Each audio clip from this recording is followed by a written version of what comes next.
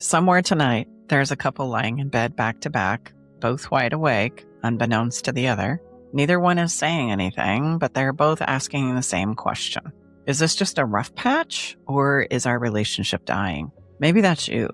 Maybe you've been telling yourself it's the stress, the kids, aka it's just the season that we're in. Surely things will settle down with time.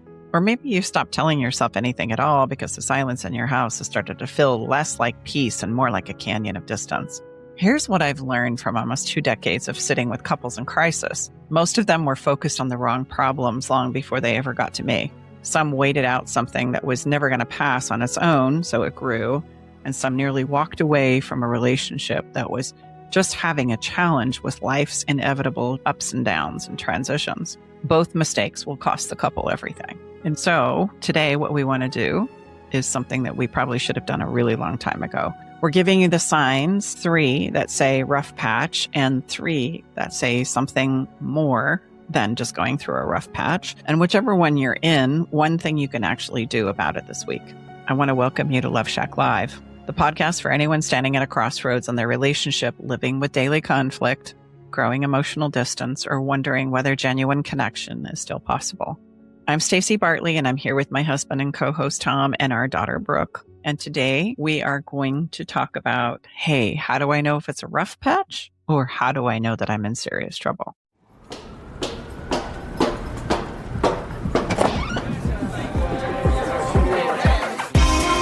Hi, thank you for coming. Welcome to the Love Shack.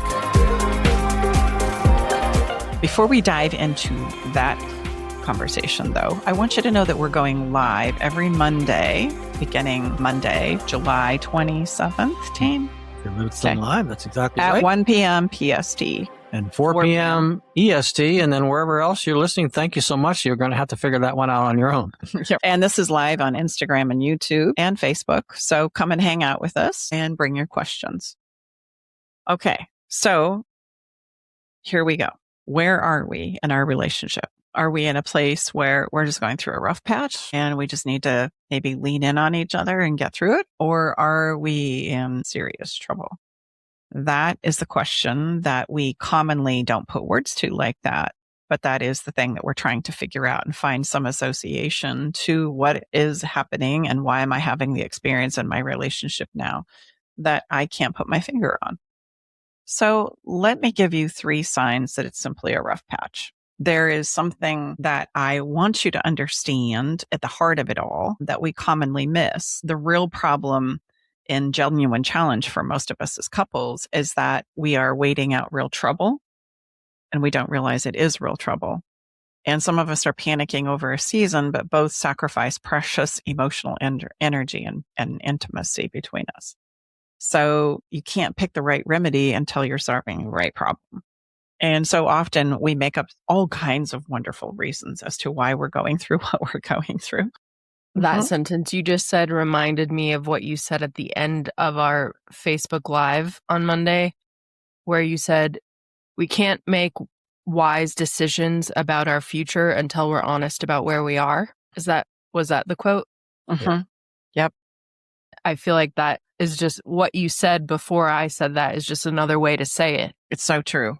We can't make wise decisions about how to move forward until we know where we are, and we can't pick the right remedy until we know what problem we're solving. And oftentimes we may be pretending, not from a place of malice or not being authentic. We just kind of winging it as where we think we are. And sometimes turning and facing where we know we really are is maybe the most courageous thing we can ever do. And I would say another thing is most of the time we probably err on the side of this is just a rough patch, because thinking that it's just a rough patch gives us an out. We can say, oh, we just need to wait this one out. It's going to get better when this thing is over, or when so-and-so goes to college, we'll have time to focus on ourselves. And I understand why we do that, because number one, it allows us not to turn and face it, like Dad just said. Number two, it allows us to kind of wait to see what our partner is going to do, and we can just keep living and wait to see if they're going to take action. And number three, we don't have to tell the truth about what's really going on, because that's very hard. And it sometimes makes us feel a kind of pain that we can't deal with. And I get it. You don't realize what it's costing you. Yeah. when And you I do would that. add a fourth on there. It keeps the idea of hope alive. Yeah. So without hope, I'm going to give up. And so hope is a critical undertow that keeps us in the game, that keeps us trying again. So I'm not minimizing hope. We need it. We all need more hope in our lives, and we'll manufacture it in the simplest of ways. And so Yeah, but it can keep you paralyzed. it can The keep you hope can. paralyzed. Well, just like anything out of balance, it doesn't serve us anymore. And what it does is, this is a classic example of keeping any one of us, which is we've all lived it, horrible in what we call the land of maybe.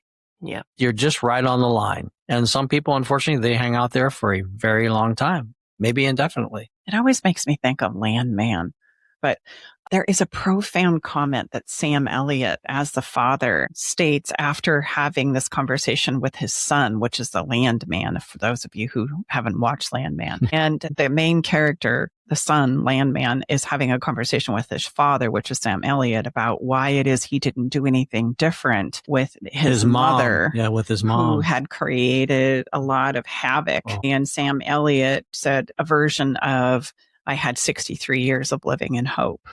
And I remember that just punching me in the gut. I loved this woman. I loved what she was about. I could see the potential and the possibility in her. And so for 63 years, instead of doing something about it, whether that was facing it, understanding it, learning better ways to support her, etc., I just hung on because I believed in the hope of it all. And this scene that Staci's talking about was after the mother had passed away, and they had just been to her memorial service. And I think that was an amazing narrative. That's where hope can be a challenge, because we don't want to lose hope. And very often that emotion or that need to have hope so that I don't just give up prevents us from actually turning and facing it. So this conversation today, I want to give you a few other things. I'm not saying dismantle your hope. That's not what I'm saying at all. I want to be very clear here. But let's give you 3 signs that you're actually simply going through a rough patch, so that you can see and identify for yourself. And by the way, you're never going to hear us on this podcast or any place on our work where we're going to tell you what to do. And that's going to become really important as we land this episode in a bit. So 3 signs you're simply in a rough patch. Sign number 1 is the fight, like the mess, the challenge between you. It may not be graceful, but repair happens at the end. There is relief that is accomplished at the end. And even if it goes on a day or two, because you're working through some big challenging things, repair in the end happens however it went. So it can get messy. We don't have to be afraid of that. We can make messes and mistakes, and we can misunderstand each other, but we come back later and we find our way back to the repair, and we can still do that even if it's really clumsy and awkward. And most times it is going to be clumsy and awkward. I also want to state that that's normal, because being able to translate perspectives across to each other can take some real effort and intentional skill to have that accomplished, because we both in our relationships come from very, very different perspectives, and we all have very, very different needs and ways of seeing things. And sometimes getting to the place of clarity and understanding in that place is messy and it's clumsy and it's awkward. But the key thing that I really want to focus your attention on is cleaning up our collective mess is at the heartbeat of a relationship. If they're happening, the relationship is alive. It's when it turns to a different place, which we'll talk about in a minute, but it'll turn from being able to repair to blaming each other. And that's a huge distinction. Okay. So repair is still happening, even if it's clumsy and awkward and uncomfortable, and it takes us a minute. And it's a real good, hearty workout. You're going to earn this one, but it's worth it. Okay. Sign number 2, there's still an us that we protect and nurture. And I think this is really important. Yes, you're stressed out, you're snappy, you're distant. But if someone asked you, you'd both still say you're on the same team against the problem that you're facing, not on opposite teams blaming each other. You're working through it together. It's tough. I'm struggling here. My partner seems to struggle here. That notes that there's still an us in between it, that we're still trying to strive to protect, to nurture, and to honor. And when that us is no longer talked about or valued or nurtured, that's where we have a tendency to kind of start blaming each other. And the us part of this relationship falls apart. And instead of protecting us, we're protecting ourselves. Okay. So you're going through a rough patch. If yes, you're stressed, you're snappy, you're distant, but you are aware of nurturing and protecting the us and the relationship. You're not feeling like you just need to protect yourself and let the protection of that us go. Okay. And 3, you're both aware of what has changed that has created the challenge you're navigating.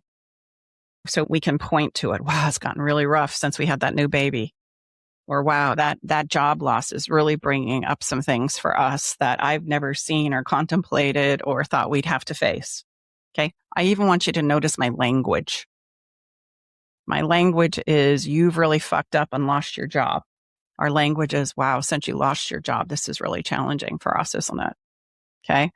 It could be moving to a new place, like any big transition or any big surprise, like a health challenge or a child that gets into trouble or aging parents that all of a sudden come knocking on your door that need help and support. Those are things that are challenging to a relationship because it changes the whole dynamic internally for both people. And so we're going to need to lean in on each other and we're going to need to navigate those challenges together. And we want to do it together. And we're aware that this is a challenge for us as a collective. And I might have different places and spaces where I am challenged versus you. We don't even have to agree on what the challenges are. I'm challenged here, you're challenged there. But we can point to, wow, okay, this thing that we're going through right now is really, really hard. Okay. So these things have real impact. A rough patch is a difficult stretch, but not a continuously hard relationship. And both people are strained, but can lean in on each other in order to get through it.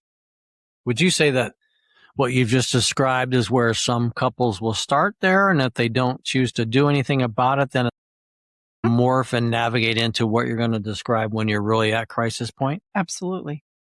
It's if we don't have the wherewithal to understand the challenge that we're in and have the ability to share our challenges with each other, then it's amazing how over time, and it doesn't take a lot of time, we can start the breakdown process, which is going to start to be noted. And I'm going to get into that. But it does commonly start out as something that's changed in our dynamic, a challenge that we've needed to face and come to terms with. And then somewhere along the line, it turns because there's no translation. I feel misunderstood. You feel misunderstood. You feel shut down. I feel blamed. And the minute it starts to go there and we're not protecting the us, and this happens unknowingly. We didn't know we needed to protect the us. We didn't know how this commonly plays out. All I know is I'm starting to really hurt and feel disappointed and strained and stressed out and challenged, and I don't feel like you get it. We'll be right back. You know that moment when your partner says something, your whole body goes hot, and 2 seconds later you say something you wish you hadn't? That moment has a name, and it's a missing skill. Here's what nobody taught us. Love isn't the problem in our relationships. Missing skills are. The ability to pause, to know what we actually feel, to say it in a way that someone can hear us. If you want to see which skills are already working for you and which ones are quietly tripping you up, take the Better Love Skills Quiz. It's free, takes less than 10 minutes, and at the end you get your Better Love Blueprint, a personalized look at where you're strong, where you're stuck, and exactly what to do next. Go to betterlovequiz.com. That's betterlovequiz.com. Your free blueprint is waiting. And would you also say that people, oftentimes couples in this place, and no judgment here, but it's not enough to maybe really think like they need to turn and face it. And so it's left unattended.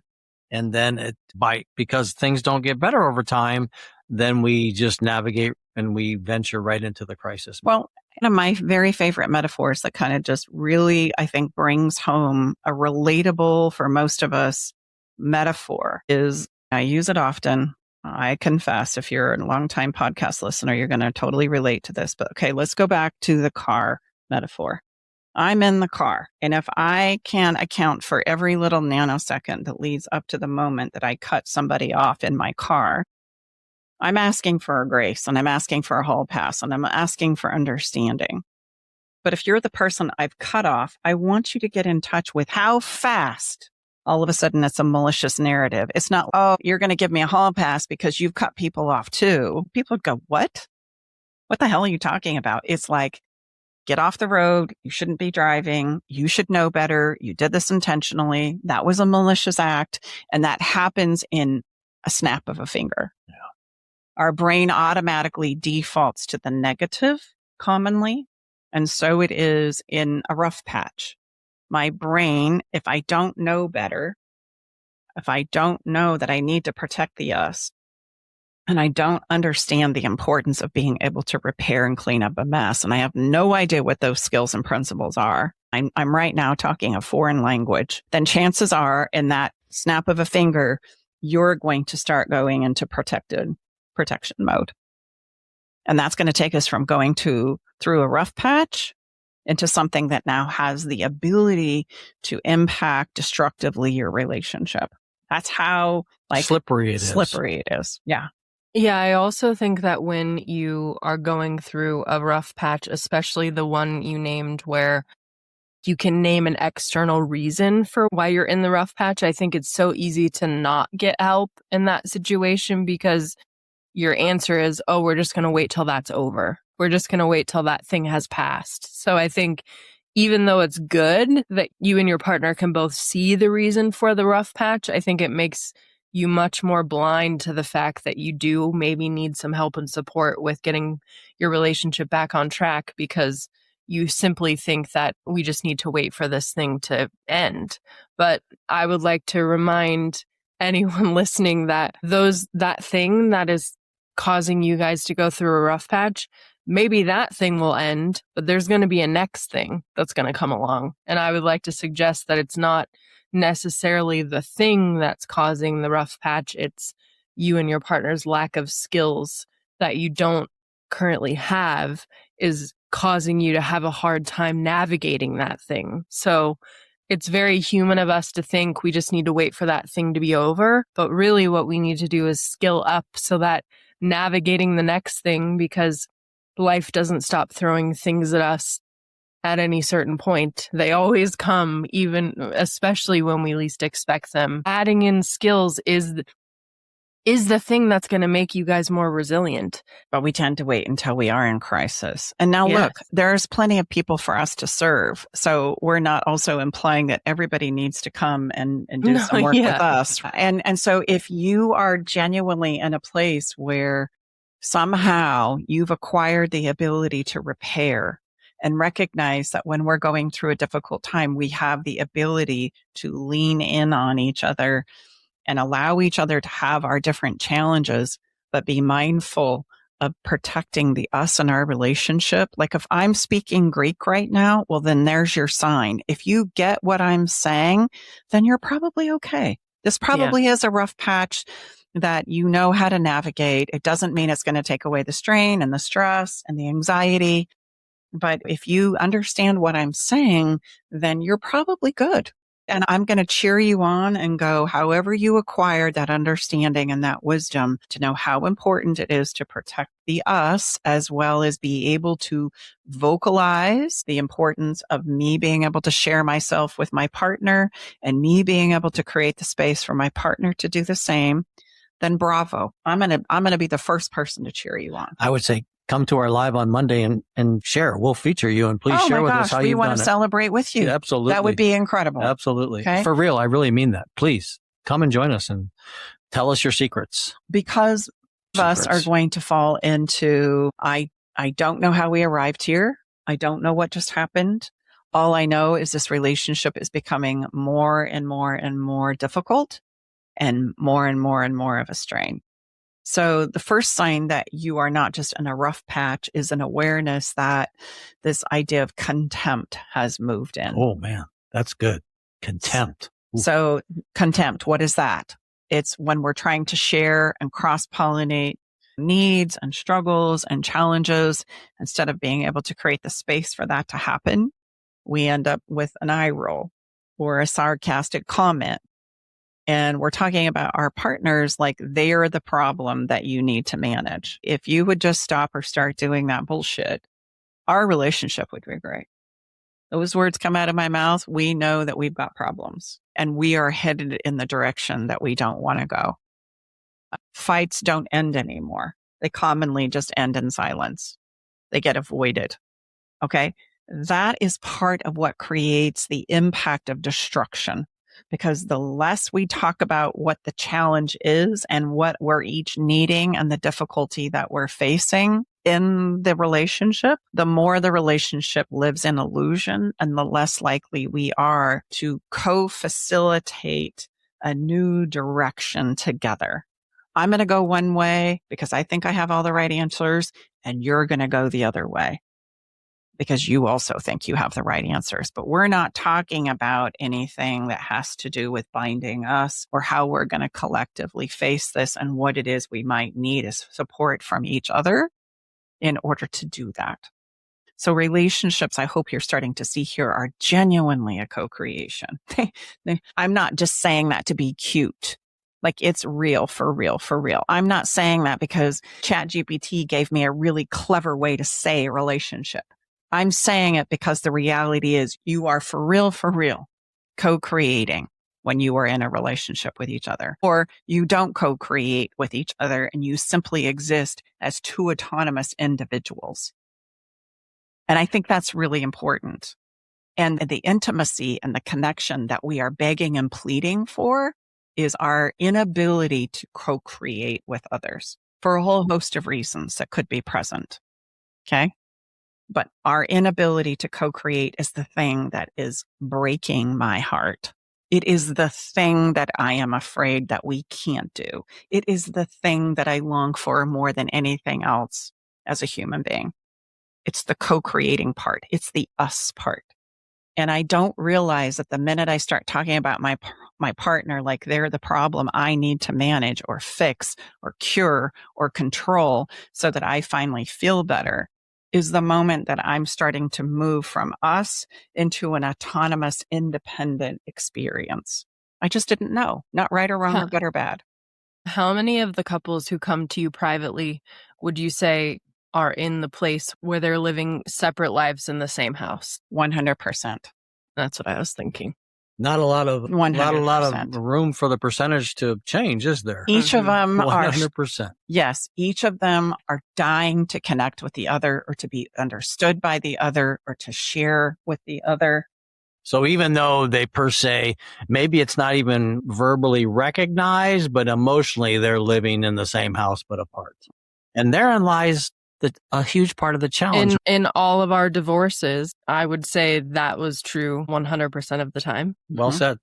Well said. Well, So- it starts gradually. Remember my opening, experience that we open all of our podcasts with. What did I say? We're laying with our backs against each other. We're not facing each other. Still in the same bed. Everybody's awake, but we're pretending like we're asleep. Everybody is thinking a very common thread. What's going to happen here? Because I feel alone. I feel misunderstood. I don't feel like I can get my needs met.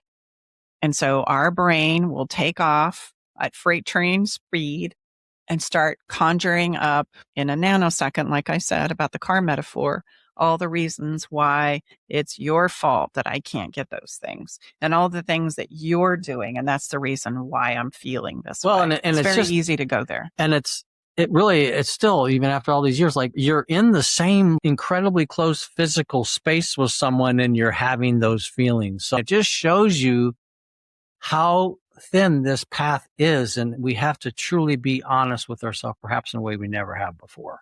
Because Brooke just said, all of us, listener, have experienced that with you. We have.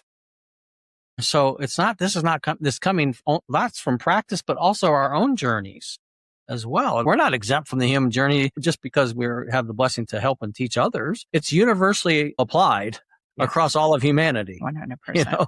It is. And I would say there's nothing lonelier than being in the bed with your partner and feeling the way that we've described. 100%. That's nothing more lonely than that. And fights end only because we're avoiding them. Yep. They've not been resolved at all. No resolution. And the more we hang out there, the less we want to talk. Of course. Why would I want to talk? But what that highlights is I don't know how to have the conversations that need to be had. So I'm pretty smart in thinking I'm just not going to talk. Well, That's probably a good option, but not for the long haul. It's only going to take you, that's like triage. It's only going to take you down the road a little bit before then that in and of itself is going to create bigger problems. Well, and also very interesting is that's why we'll hear from people like, gosh, what are you talking about? Well, we barely do. And then we do. It's like, meaning the box of what is okay for us to talk about is so small because everything else is so triggering. So we only can talk about take the trash out and today's going to be sunny. I mean, it literally that your life that we're choosing to live is so minimized. That's why it's not a sustainable place to hang out. Well, co-creation has stopped. Right. And now we're navigating our life independently, but we're going through all the motions that I believe a good partner does. Take the kids, clean the house, make dinner, buy the groceries, provide the money. I'm checking all the boxes, but that feeling of us that we can't lie about, it's either there or it's not. It's starting to wane. Right? And you're not doing anything to get it back. No, you're not doing anything. You just think you're going through a rough spot. Yeah. And you don't realize that as the contempt moves in and our inability to clean up messes and remedy and repair the true challenges that we're having, they're going to happen. Challenges aren't the problem. Our ability to get through them is. Well, okay, that's the minute the breakdowns happens. And I'm not saying this to be the bearer of bad news. I'm sharing these things so that you can see and understand how it happens. It's not this thing that is done to you. We are very much in a place just unknowingly doing the best we know how. And then we're experiencing this breakdown and we just don't understand how that happens. So well, hopefully we're shedding I some share light often on my clarity calls. I think it's important for all of us to remember because every time I ask someone, is it fair to say whatever you drive, whatever gets you there, if you didn't put more fuel in it, it would end, it would stop. And I've never had a person say, everyone says 100%. I say, well, I would agree, but yet we behave in a way when we know internally that our relationship or our marriage is not a good place.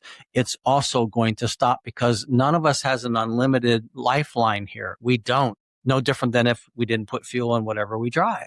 It's like meaning we reach a place of emotional, there's nothing. That's why don't we always hear, I know we say this often, but this is why we usually hear some version of where we say this, some version of, I just can't do this anymore. Why? Because there's nothing left in the tank. It's gone. There's nothing there. And if there's no deposits going in, you're working with science here. Yeah. So that's actually sign number 2. Oh, so okay. Well, look at that. Yep. You led us beautifully into it, babe. So sign number 1 is repair doesn't happen and contempt begins. Contempt, man.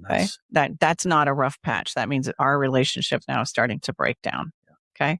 The second sign is that my partner starts to imagine life without our partners. Just like you said, I've got one foot in and one foot out. I'm trying to decide. This happens from our human nature of trying to ease the emotional suffering that I don't understand and I don't know what to do anything about. And so I'm going to contemplate all kinds of options to survive it, to remedy it, to ease it. Up to and including when it gets to an exponential level, maybe I need to really think about ending this relationship or moving on, somewhere in my life without this person. So the contempt moves in, our inability to repair stops, and I'm starting to now be in so much emotional pain and suffering that I'm entertaining all kinds of interesting ideas in regards to ease and cope with the internal strife. Is it fair to say that you also, amongst all that emotional distress, you could very well be manifesting and experiencing physical distresses along the same? Oh, you're probably not able to sleep very well. You're probably constantly so anxious you can not eat. It's terrible. But I was just going to say that sign, that number 2 sign of imagining your life without your partner could not be more spot on because I know I've said this on the podcast before, but I have an exact moment remembering I literally texted my best friend at the time, Brianne, and said, I don't want to go down the path of imagining my life without Aaron, my ex-husband. I can feel it starting to happen inside of me. And I know that if I start having these thoughts more often, something bad is going to happen. And I had that internal knowing to know that it was bad, but I literally couldn't stop myself from doing it. And we won't be successful in stopping ourselves from doing it because the organism that we are as a human being is going to do everything in its power, just like it always does when we're talking about the physical, To protect ease, To us. survive. to protect us, to survive, an and innate to wisdom. ease the emotional Heck yeah, suffering. man. Okay. Yeah, I feel like also I really want to say something about emotion here. We were just talking about this morning, babe. We don't realize and understand that emotion is the creator of behavior. Yeah.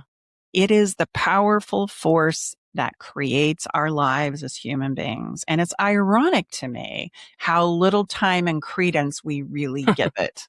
Hmm. To the point where we say emotions, I don't do that shit. And I'm like, Mhm. okay, Well, they do let's you. Emotions do you. You know. emotions do you. It is the power that motivates all of the beautiful things in our lives, the joy, the meaning, the connection, the intimacy, the feelings of success, of confidence, of completion, of accomplishment. I could go on and on and on. What is going to motivate me to do those things is emotion. And what's going to also create mayhem and destruction in my life, not just in my relationships, but in my body, in my mind, in my experiences, how I view the world, how I view life itself comes from my emotions. And so because it's such a powerful creative force, I think it's something that we ought to spend a little time with, I would learn a few say skills around. You could name literally every single relationship problem. A little problem, which is like a fight caused by a partner's bad mood. Huge problem based on cheating or an affair, a huge betrayal. All of those stem from misunderstood emotions. Well, I love what you shared with wonderful Dr. Binus when you asked him point to a wonderful Dr. Binus, which a wonderful professional here in our area we worked with. Okay, when you asked him, remember when you asked him? In our mental health challenges as a human being, how much of those mental health challenges are attributed to relationship problems? And his answer was 100% of them. Either a relationship problem with myself or a relationship problem with others or both. So this is not us. And this is a man. Isn't he a psychologist? No, he's a psychiatrist. Psychiatrist. Yes, a medical doctor. So emotion is powerful stuff. And the fact that we minimize it or try and negate it or bury it or stuff it creates disease in our minds, in our hearts, and in our bodies. Okay. And we don't know what we don't know. I want you to realize that we're not going through a rough patch if these negative emotions, if these destructive emotions begin to play in our relationships. Not to say you won't have challenges. They are going to come up. I am going to be frustrated. I am going to feel disappointed. I am going to feel betrayed at times in my relationships in my life. Just like I'm going to have a stomach ache, a headache, a broken bone, perhaps a replacement. There are going to be some challenging things to get through. But if I don't even understand how emotions work, well, then I'm going to do the thing that I would suspect all of us would do. And I'm going to go into protection mode and I'm going to go into blame mode, which is exactly what I do when I'm on the roadway and I cut somebody off and then they cut me off. And it's a whole nother conversation. Okay. So number one is contempt is entered. Number two is I start to imagine a future where I ease the suffering, which includes, I got 1 foot in, 1 foot out. Maybe I need to think about letting go of this relationship. And then I love that. What is that? We hear this, I love you, but I'm not in love with you. Any more territory. Anymore. Yeah. That is, we hear that often and we live that as well. That's absolutely right. That's when I've got 1 foot in and 1 foot out. I care about you. I really do. And I love what we built. I love our kids. I love our foundation and all that we've poured into this. But those feelings that used to create this experience of us, they're gone. So I say, I love you, but I'm not in love with you. But does love just disappear, Mom, too? Can. So there's different levels of love. There's a level of, I care for you deeply. I don't want bad things to happen to you. I would want to contribute and support and cheer you on. But I'm not in a place anymore where I'm willing to open up fully and co-create with you. That's a completely different thing. And so love is kind of a broad word that we use to encompass many nuanced layers of emotions. And we think that if I say I love you, then we're good, that all is well. It's my guarantee that I even sometimes force my partner to say, because I need it for my own reassurance. It always takes me to a meme years ago where I remember it playing out. They stopped at a stop sign and a woman pulls out a gun and puts it to her boyfriend's head and says, "Tell me you love me right now." And he's like, "I love you." That is not really what we're after. Okay. But yet we go there to try and control and force and push those things so that I can feel the comfort and reassurance that I'm needing to co-create with you. But sometimes I don't realize that how I go about getting it matters because of the emotions that it stirs up for the person that I'm in a relationship with. And isn't it interesting how as a human being, we can become so enmeshed in my own emotions that I don't think about the impact for others regarding what I'm doing. So that's something that most of us, not right or wrong or good or bad, are generally unaware of because we're so caught up in our own emotional experience. I don't even have the capacity, understanding, or wherewithal, AKA the skills, to think about how what it is I'm doing might impact somebody else. Or it swings really hard the other way. I'm so worried about what it is I'm doing that impacts others that I have no sense of my own emotions and self-concept. Those are two very common extremes on the same problem, the give and flow or the exchange of understanding across the bound. And then sign 3 is the silence isn't peace. The fighting stopped because nobody's talking. Everybody's trying to avoid the conflict that happens when we bring up certain topics. But there's also no connection. There's no intimacy and there's no repair happening at all. So it goes from contentment to a place of me wondering what to do. And I'm contemplating all kinds of wild and crazy ideas to the surrender of just, this is just the way things are. I'm going to operate autonomously and you do your thing and I do mine. And we're going to be mindful of not talking about this, and this. They're turning into landmines. The only problem is you're going to notice that those landmines start to grow. And so pretty soon we feel pinned in a corner and we can't talk about anything. I just would encourage you, listener, if these are resonating with you, I know it can be number one, hard to really accept that that's where we're at. But the really first important thing is to really truly understand where we're at, because that's a place to understand. That's a baseline to say, well, how might we be able to use this for a place of transformation? Otherwise, we're in this place of maybe. That really is it. Well, and that's one of the hardest things to do, to even turn and face it, because then I think it's going to blow out all the hope that we talked about. But recognizing it is truly a new beginning. It is. It gives you an opportunity to change course. It's not an end. It doesn't mean it's automatically just going to be over because I say, oh my gosh, you're right. We're not going through just a simple rough patch that's going to dissipate over time. We've got some big things that are continuing to escalate and grow into bigger things. It's kind of like a small problem now, big problem later. And I see that we're on that track. And those 3 things that we touched on are really great benchmarks to recognize what direction I'm going in.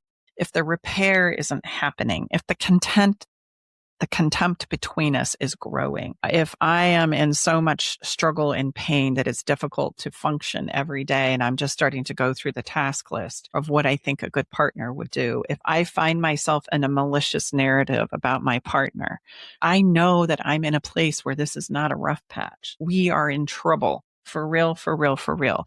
And the emotion that is that powerful force of creation is starting to turn destructive on the very thing that we say is so precious to us. And we'll get so caught up in that. Like there is no way that we can feel these emotions and not be impacted by them. That's a lie and that's an illusion. And it won't matter what your cute little love story is when you first came together. What matters is that you're addressing where the emotion of our relationship is taking us now. And then it empowers us to be able to do something about it and with it until, unfortunately, people who usually show up at our door have a relationship house that has burnt, it is on fire and burning to the ground. And they're saying, can you save it? And I'm like, sure would have been nice if you would have reached out before the damn thing was on fire and maybe you just had a leak in your roof. Like that would have been wonderful. But because we don't have conversations of reality around these things so that you can discern for yourself what needs to be done, we tend to wait until we just can't take it anymore, because I don't want to destroy this beautiful thing that I've spent so much of my life pouring into. And I don't know what else to do to keep the hope alive. Yeah, I would encourage you just to look. There seems to be a pretty generally good understanding when you just take everything we've shared and put it into the physical medical situation. I think most of us realize stage 1 is better than stage 4, regardless of the malady. So that's like, okay, yeah, well, it's probably time to take a look at this. So it really is. But we seem to be able to get our arms around, and understandably so, around when it's physical. The greatest challenge Staci often shares, and even with us when we're talking, and it's mostly all we do is talk about our relationships and helping others, it's the incredible nuances that is so personal to all of our individual relationship journeys. And it's not so clearly defined. Therein lies the challenge. And it's so much more individualized, and there's so many more moving parts and tentacles of your journey that have only meaning to you and your special someone. And it's usually the very most private thing. Even more private than a medical challenge will be an emotional challenge. Even my own brothers, who are my best friends, did not know the degree of which I was dealing with when I was going through that with Brooke's mom. Even my own brothers, and I'm as close to them as my best friends. They are my best friends. So it's also what we keep closest to the vest. We don't take this down to the proverbial water cooler at work. We don't. That's why people closest to us think, my God, I had no idea. Yeah, that's also the challenge. Well, and because we don't talk about it or share it, and we want to keep it private, we tend to not do anything about it. We're just going to hold our breath and hope for the best. So I really want to emphasize that the things that we've laid out here, these 3 signs don't mean your relationship is over or you're doomed. I want to be very clear about that. What they do mean is that waiting is not going to fix your situation, that something needs to be done, that action needs to be taken. And I just want to create an awareness around that. And so much so that I want to share with you 2 client stories, of course, keeping them anonymous, but 2 client stories, one that highlights going through a rough patch and one that highlights being stuck in a place where they're not going through a rough patch. They need help, just so that you can see, because really, truly, the only person who can discern where you are is you. That's not my place. That's not Tom or Brooke's place or anyone else's place. And not a 3-minute video on TikTok or Facebook or Instagram, for God's sakes. This is your life. Here we're talking about, and how unknowingly we'll follow somebody who seems to make a lot of sense without discerning these things down for ourselves, which is why I'm so impassioned about this particular episode of the podcast, because it is on you to discern where you are. Now, you're not going to know how to fix it or what to do or how to approach that because you've never been taught, not because you're not brilliant and smart and talented and capable and all the wonderful things that I'm sure you are as a listener. It's because you've never been taught. So check it out. This is an example of a couple coming to me thinking that their relationship was completely over. And what had happened was the husband in this particular place had left his full-time job, the one that paid the mortgage, the one that gave him a lifestyle that they didn't have to worry about. He had a dream of creating a business. So they mortgaged the house and they poured their savings and their energy and their hopes and dreams into a business that they believed would change their lives and give them the lifestyle that they so desired with their 2 children. But it didn't unfold that way. Okay. So despite his best efforts in growing this business, the business struggled. And with every setback, his confidence slipped just a little more. And what that looked like is, at first he blamed the economy, the timing, his lack of skill in marketing, the learning curve that he didn't anticipate was going to be there when he started this business. But eventually he stopped believing the business was failing because of any of these things I cited above, and instead began believing that he was the failure, that it was something that he just couldn't do. And this created a crisis internally for him. And he started to pull away from his wife, not because he no longer loved her, but because being close to her reminded him of everything he believed he had failed to give her. I'm a failure here. I'm a failure here. Surely she doesn't want to be with me anymore. Surely she's thinking these things of me. And so affection became extremely uncomfortable for him because it just brought up all of these feelings of where he felt like he was failing her. He had this dream of being able to go, ta-da, look what I've done. I've done it. We can go and do these things we've talked about doing. And because I'm coming to you with that and saying, gosh, you think we could second mortgage the house? I'm now in a place where I just can't face you anymore. So even though his wife was trying to reach out for him, he felt ashamed instead of desire from her. And little by little, the shame began telling him a devastating story that she, being the wonderful person that she is, so deserves better. She'd be happier without me in the picture. And if I truly loved her, the best thing I can do is to let her go. And so he decided he needed to end the relationship. Again, not because he wanted a life without her, but because he sincerely believed he was standing in the way of her life. What he couldn't see was that she wasn't asking him to provide a perfect life. She was asking him to let her stand beside him in this challenging one that they were living together.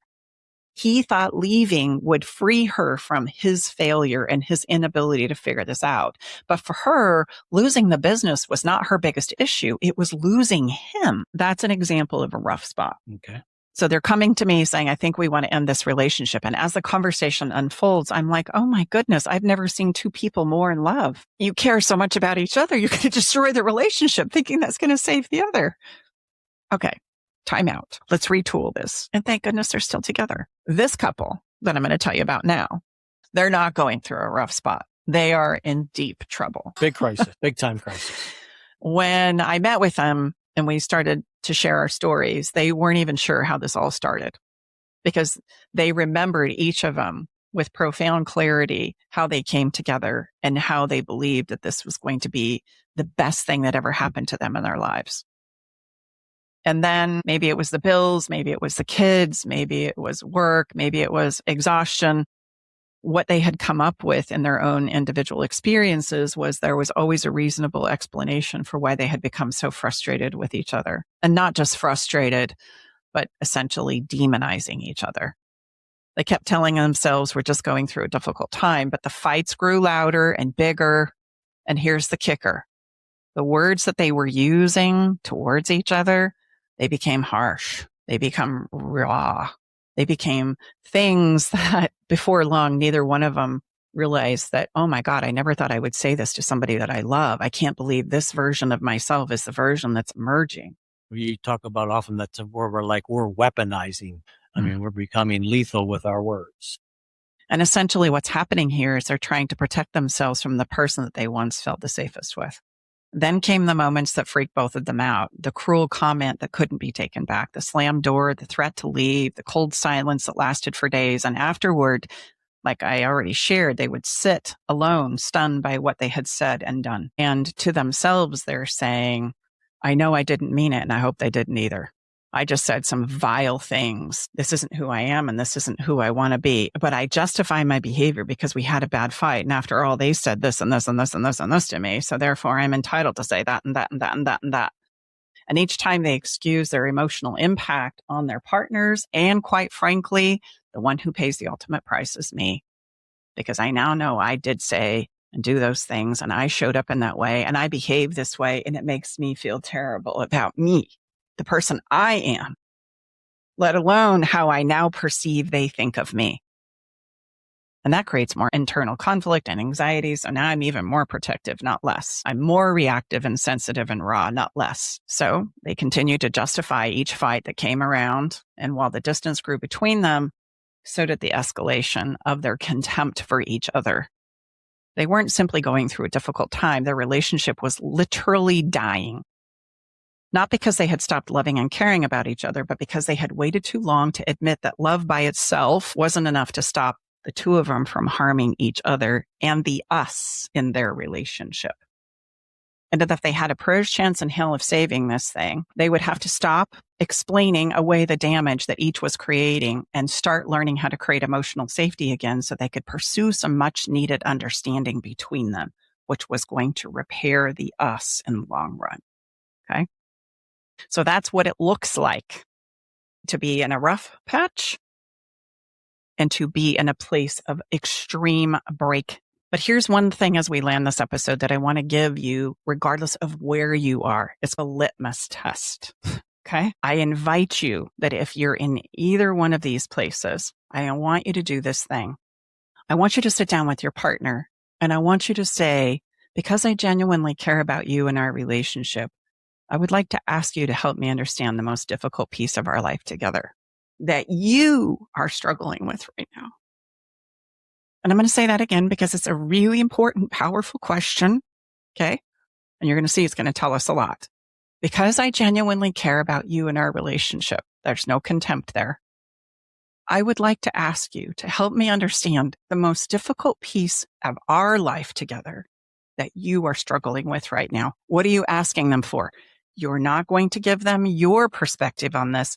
You're genuinely inviting them to share their struggle with you so that at least somebody somewhere can start understanding a piece of what's going on between us. Yeah, what I often say is you're asking to be invited into their place of struggle with you and our relationship. So that's much different than contempt. Again, obviously this is coming from a place of being genuine, but you're genuinely asking so you can better understand. That's going to be very hard for someone to, if it's done in the spirit of which I know you'll share it, for someone to come at you in a place of other than, well, gosh, I need to think of that. Thank you for asking to be invited into where I'm having a problem. There's a couple of things I want to point out here in regards to everything we've just talked about.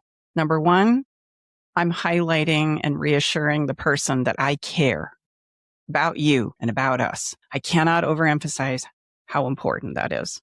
This is why I'm bringing it up, not because you said those things last night and not because you did this again or disappointed me here. If I genuinely care and I want this to go well, then I need to say so. And I'm going to give first and give fast, which is the second principle. Somebody needs to start the conversation and extend the proverbial olive branch. And that's going to be me. And I'm not going to make this about me, even though I have a lot to share and a lot to say. I'm going to make this about understanding you first, because I know by principle of reciprocity as a human being that if I genuinely take the time to understand you, you are intrinsically going to want to understand me. I will get my turn. So I'm going to give first and I'm going to give fast. So I'm reassuring you I care.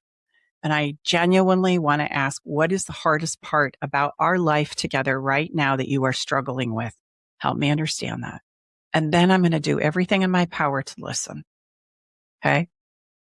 If this question is something that you can't imagine asking your partner, regardless of the reasons why, then it's time to get help and support. If we can't sit down and entertain and engage in that one question, then that's information that we don't want to turn away from. And we don't want to explain away.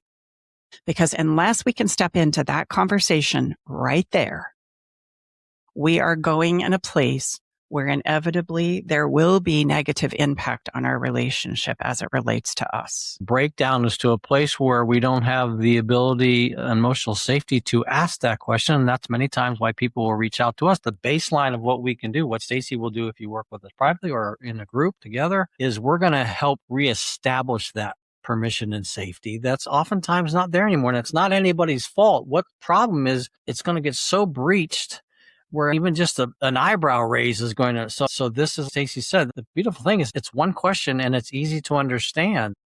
What the challenge is for you to really take a self-examination, say, do I have that ability to honestly and genuinely ask that? And if you don't, with great love and respect, reach out. If it's not us, reach out to someone to help establish that emotional safety so you can ask it. And if you honestly don't know, that's exactly why we built the Better Love Quiz. So for free, it's going to show you where your relationship actually stands. Okay. It will distill down for you this one question. In fact, this whole episode really distills down to another profound question. Is cleaning up our messes individually and collectively happening, or is it not? And the quiz can help you answer that. Our conversation today can help you answer that. And how you responded to that question of opening up repair.